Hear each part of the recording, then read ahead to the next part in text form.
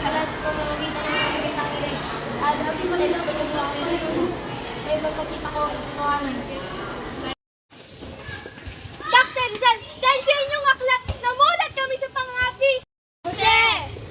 Kailangan niyo sa akin. Nais po namin kayo makausap. Sisa.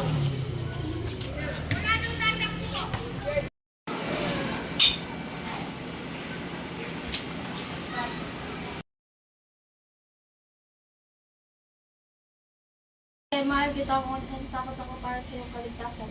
Leonora, isipin mo ang iyong kinabukasan. Magpanganib ang nakikipag-ugnayan kay Rizal.